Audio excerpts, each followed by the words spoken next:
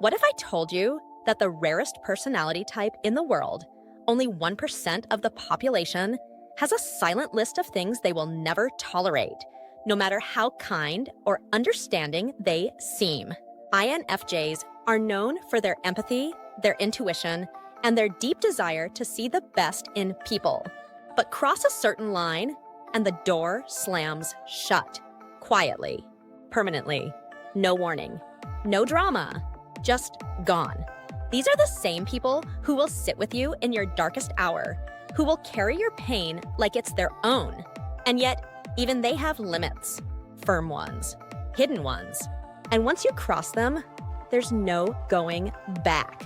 So what exactly are these deal breakers? What are the secret boundaries of the most mysterious personality type? Let's peel back the layers of the INFJ and uncover the 14 things they never, ever tolerate from anyone.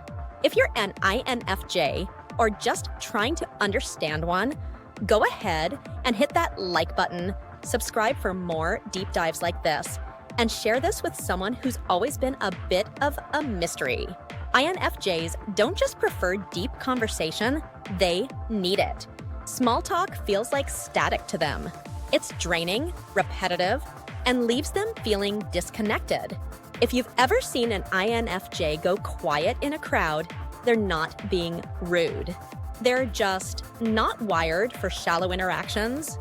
They crave depth like oxygen.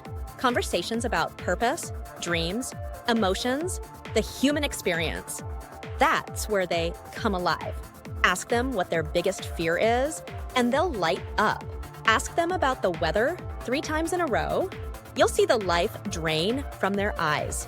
INFJs also sense when people are putting on a mask. Fake laughs, polite lies, over-the-top friendliness. They notice. They won't call you out, but they will withdraw. Why? Because pretending creates emotional noise, and INFJs are highly sensitive to emotional frequencies. They don't expect everyone to be vulnerable all the time. But when all they get is surface-level chatter, they feel unseen, unmet, unheard. To an INFJ, constant superficiality isn't harmless. It's a barrier, a wall that blocks true connection. And if that wall never comes down, they'll quietly leave, not out of anger, just out of self-preservation. Because in a world full of noise, INFJs are searching for soul. You might think INFJs are easy to manipulate because they're empathetic and conflict avoidant. But here's the twist. They see through games. Always have. Always will. An INFJ might not confront you right away. They'll give you the benefit of the doubt. They'll observe, reflect. But behind that calm exterior, they're picking up on inconsistencies, hidden motives, and subtle emotional shifts most people miss. And when they finally do figure it out, which they always do, it's over. They don't play chess with people's emotions. And they don't respect those who do. Whether it's guilt-tripping, passive aggression, love bombing, or silent treatment, INFJs recognize manipulation like a bad smell. They may give you a second chance, maybe even a third, but not forever. They believe in transformation, not tolerance for toxicity. What's more, manipulation is especially painful for an INFJ because it violates the very thing they value most, authenticity. They're not naive. They're idealists with X-ray vision. They hope people will do better, be better. But once that hope dies, they move on, gracefully, silently, and for good. So if you're thinking of playing games with an INFJ, just know, they read the rulebook before you even sat down. INFJs may seem endlessly giving, but don't mistake that for having no boundaries. In fact, their boundaries are some of the strongest you'll ever encounter. They're just not loud about it. You won't hear them shout, "That's too much." Instead, you'll feel the shift. The conversation shortens. The responses get cooler. The warmth fades. That's the INFJ boundary being crossed and enforced without drama. They give people space to be who they are, but they expect the same respect in return. Push too hard, invade their privacy, or demand more than they're ready to give. And you'll notice something: distance. Subtle but unmistakable. INFJs need alone time. They need emotional space. And they need their no to be honored, not debated. If you ignore those needs, they won't lash out. They'll simply retreat behind a wall you'll never see over again. And once they feel you don't respect their limits, that you treat their time or energy like it's endlessly available, that's when you lose them. Not in a loud exit, but in a quiet shutting of the door. Because INFJs will bend, but they won't break. And once their boundaries are broken, the relationship usually is too. INFJs are natural empaths. They'll sit with you in silence while you cry. They'll hold spaces for your darkest confessions. They'll carry emotional weight like it's theirs. And they'll do it all without asking for anything in return at first. But here's what people forget. Even the most compassionate hearts have a breaking point. INFJs may seem like emotional sponges, but when someone constantly offloads their problems without ever asking, "How are you doing?" the INFJ starts to feel invisible, used, emotionally depleted. It's not the sharing that's the problem. It's the imbalance. They don't need constant attention. They don't even need you to fully understand them. But they do need to feel like it's a two-way street. That their emotional support isn't being taken for granted. That their silence isn't mistaken for unlimited capacity. If it's always one-sided, if the INFJ becomes your therapist but never your equal, they'll quietly back away. No announcement, just a gradual disappearance. Because they're not just there to heal others. They're human too. And if you never ask about their pain, you'll never see just how deep it goes. INFJs have what some call a sixth sense. It's not magic. It's finely tuned intuition, an ability to read between the lines, sense emotional undercurrents, and predict patterns long before they play out. They may not always explain how they know something, but they just do. And when someone rolls their eyes, laughs it off, or says, "You're overthinking," it cuts deeper than it seems. To an INFJ, intuition isn't a party trick. It's survival. It's the way they navigate relationships, sense danger, or uncover truth. Dismissing it doesn't just feel invalidating. It feels like a rejection of who they are at their core. They're not always right, but they're rarely far off. And when someone continually brushes off that inner knowing, mocks their vibes, or insists on cold logic only, the INFJ begins to shut down. Not because they need validation, but because they know the conversation won't ever reach the depth they crave. What they want isn't blind agreement, it's respect. A willingness to listen to the why behind their hunch. A recognition that not all truths are loud or obvious. Ignore their intuition too often, and one day you'll realize they were right all along, just no longer around to say it. Call an INFJ too sensitive, and you've just triggered one of their deepest wounds. They've heard it before, maybe from family, maybe from teachers, maybe from people who didn't know what to do with a child who cried during commercials or got overwhelmed in noisy rooms. But what those critics never understood is this, that sensitivity is not a flaw. It's a superpower. INFJs feel deeply, not just their own emotions, but everyone else's too. They'll walk into a room and instantly sense tension no one else is acknowledging. They'll feel someone's sadness before a single tear falls. And yes, that level of emotional depth means they're moved by things others overlook. Mocking that, it's like laughing at someone for breathing too deeply. When you joke about their feelings, roll your eyes at their reactions, or label them as too much, they don't just feel hurt, they feel dismissed. It tells them you don't understand them. Worse, it tells them you don't want to.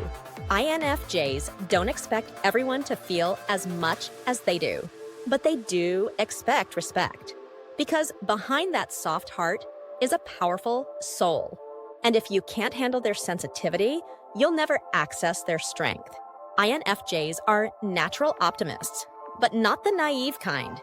They see the darkness in the world. They just choose not to live in it. That's why being around constant negativity slowly suffocates them.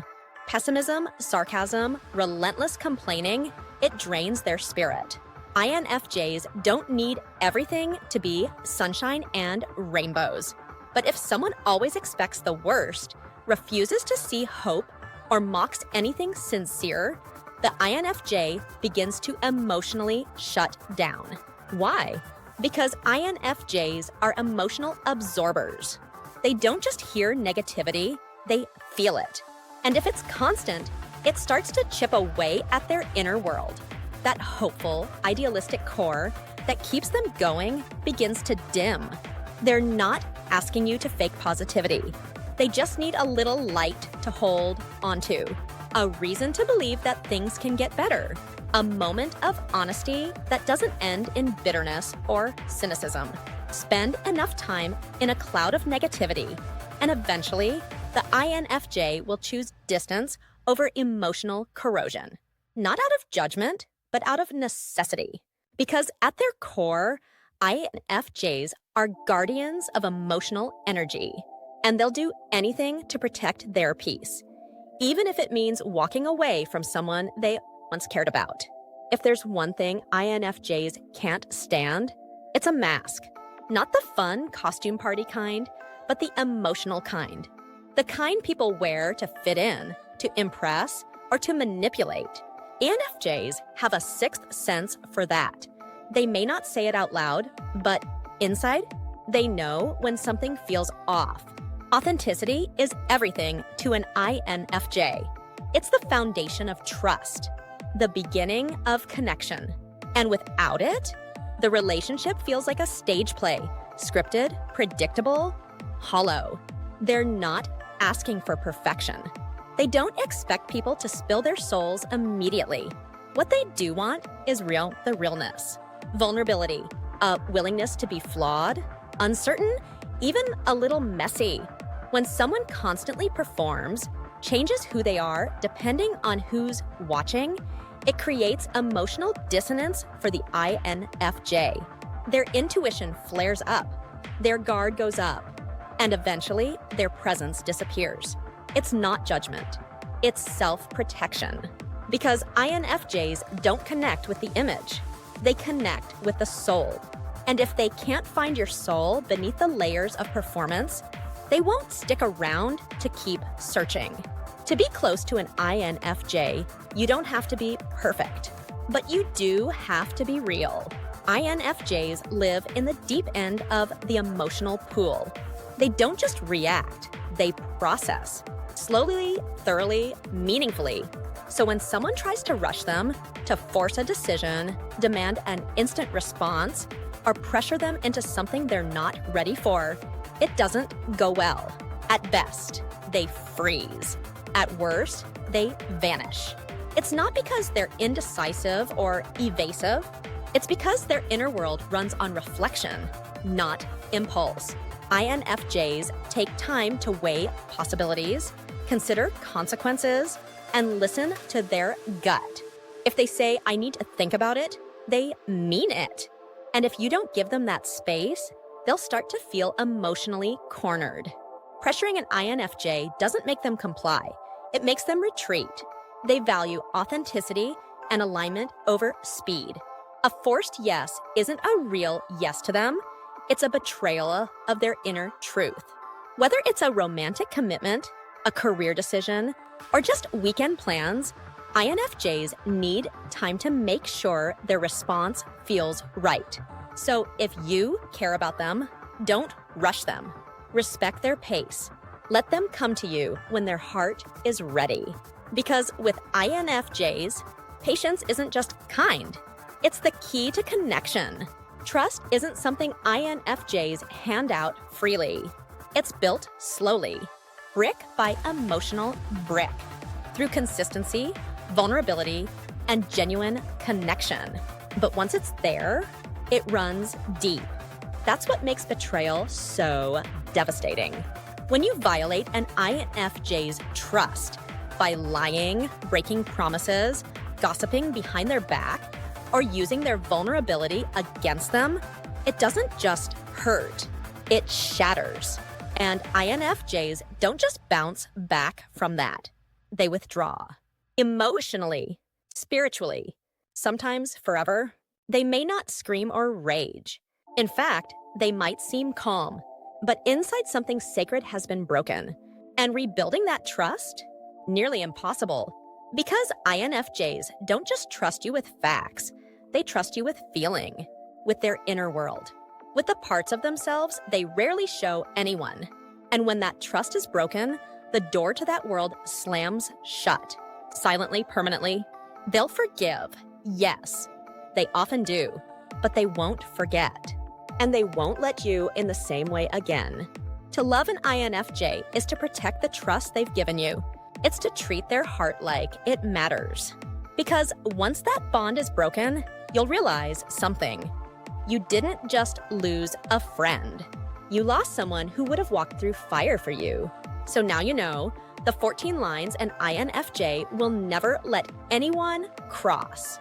Not because they're harsh, not because they're cold, but because behind every quiet boundary is a heart that's been bruised too many times from giving too much to the wrong people. INFJs are the rare souls who feel everything. They notice what others ignore.